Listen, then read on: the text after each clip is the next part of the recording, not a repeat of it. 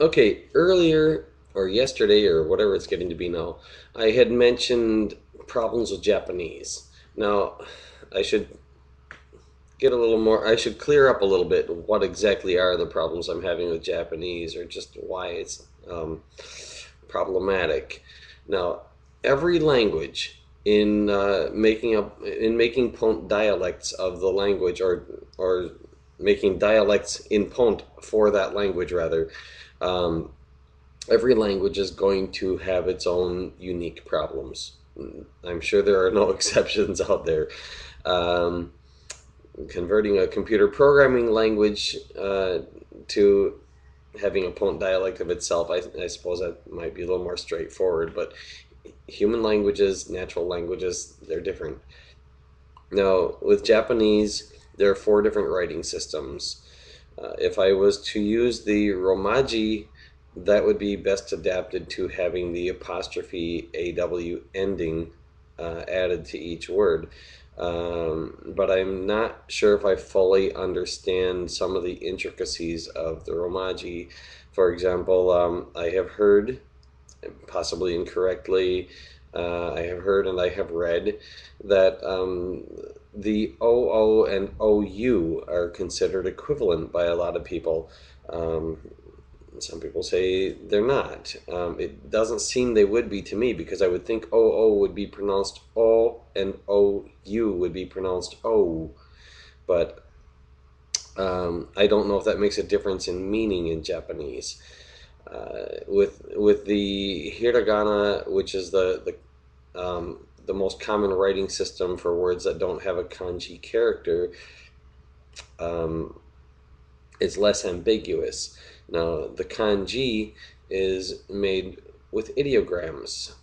They're sort of pictorial representations of the meaning of the word. So I would think that the meaning would less likely be lost in the kanji. However, I don't have enough understanding of, I don't have enough knowledge of the kanji. There are lots of characters in the kanji. Katakana is intended mainly for emphasis and foreign words, as I understand.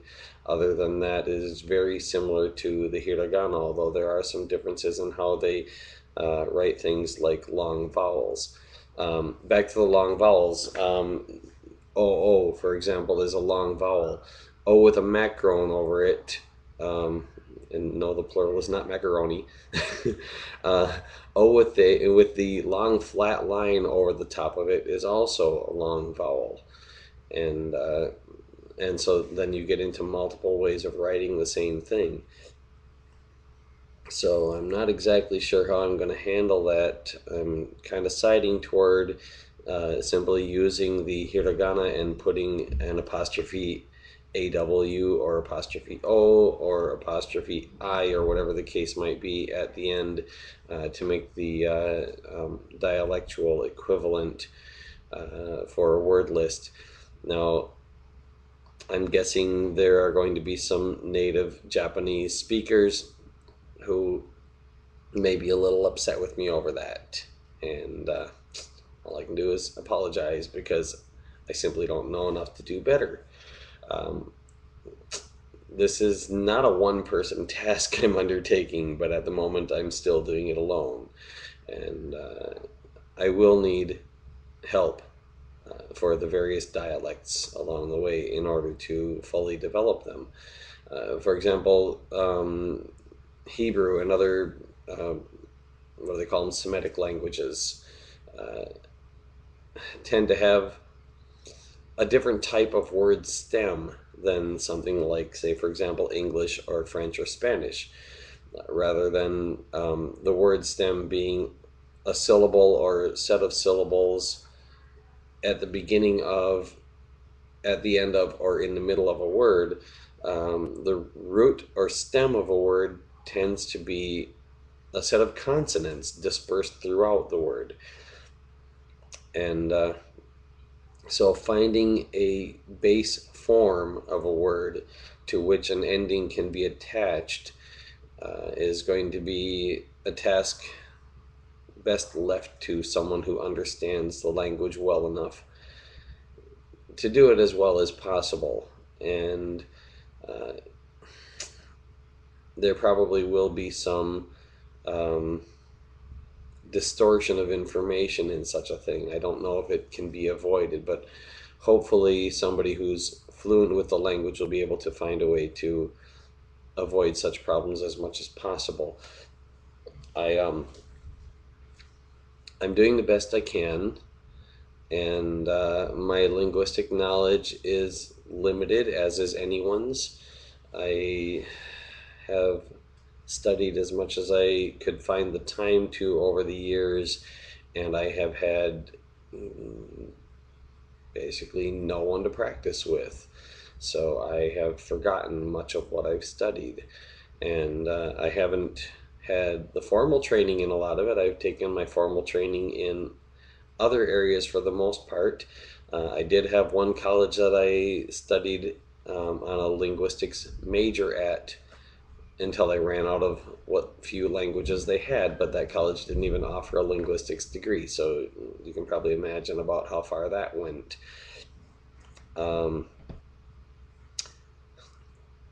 Any rate, I'm going to get back to it, and to anybody who, I don't know if anybody's even watching these, but if anybody is watching these and they're wondering, you know, when am I going to get around to publishing this on my webpage, I apologize for the delays, and I apologize in advance for some of it being quite obviously imperfect, but imperfection is to be expected when trying to breed things that are very different from each other. This is a bit like genetic engineering, only I'm doing it with languages. And yes, languages are living things. They're not biological things in the sense that we are, but they are definitely living things. And each of anyone who is watching this and understanding it is host to at least one such living thing. And it is interesting to note that languages reproduce, and they do pass on information when they reproduce, which means evolution only requires one more thing in order to be able to happen, and that is that in order to evolve, a language has to have imperfections in its reproduction. So, of course, the more imperfections, the better the chance of fatal mutations, so to speak. But the imperfections in the reproduction allow for evolution to take place. Well, evolution of one type. I should correct that. I had meant to include something in there. There is also the mixing of genetic information, so to speak. The mixing of, in this case, linguistic information. And that mixing in and of itself can also allow for evolution within the limitations of the information available. In order for evolution to go beyond that is what I was talking about when imperfections have to occur. Some of the imperfections are nothing more than additions, and sometimes in the case of language, additions are necessary, which is one of the problems I think with languages where adding something to the stem is not easily done because the stem is interspersed within the word. So hopefully